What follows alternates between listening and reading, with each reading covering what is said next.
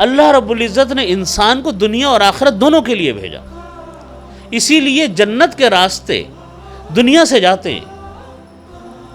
دنیا سے آپ نکلیں گے تو کوئی جنت میں جائے گا، کوئی دوزخ میں جائے گا۔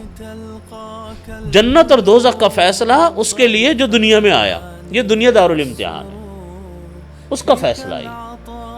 اب انسان کو اللہ نے صلاحیت دی، انسان کی فہم، انسان کی عقل اس بات کا تقاضا کرتی ہے کہ ہم دنیا کے ان کاموں کو اپنائیں جو اللہ تعالیٰ نے دین اور دنیا دونوں کے فائدے میں رکھے ہیں۔ محض دنیا کو اختیار کر لیا جائے، یہ بھی شریعت نے نہیں کہا۔ محض آخرت کو اختیار کر لیں، دنیا کو بالکل چھوڑ دیں، یہ بھی سنت کا طریقہ نہیں ہے۔ نبی کریم صلی اللہ علیہ وسلم نے اس کی تعلیم نہیں دی ہمیں۔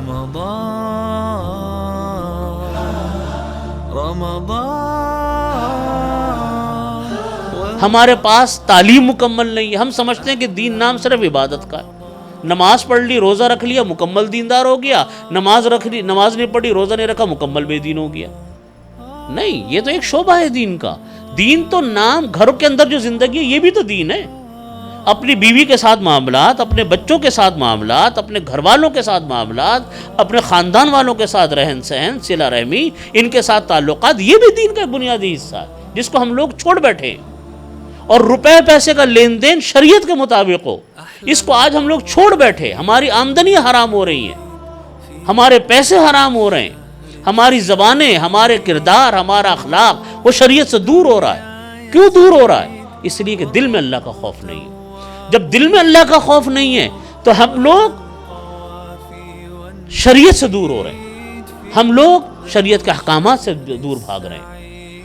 روزہ در حقیقت ہمارے اندر یہ فکر پیدا کرتا ہے کہ تم اللہ کا ڈر پیدا کرو۔ والرب تواب شکور، والرب تواب شکور۔ اللہ کا ڈر دو چیزوں کا نام ہے: اللہ کے دیے ہوئے احکامات کے اوپر عمل کرنا، نمبر دو اللہ کی منع کی ہوئی چیزوں کو، جن کو اللہ نے ناجائز قرار دیا، ان سے بچنے کا اہتمام کا نام تقویٰ ہے۔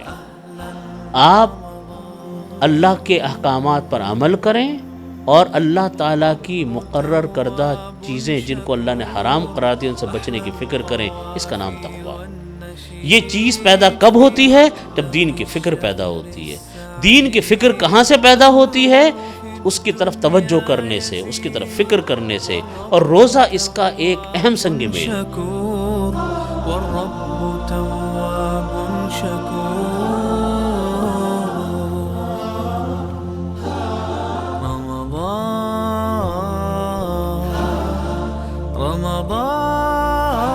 رمضان أشجانا رمضان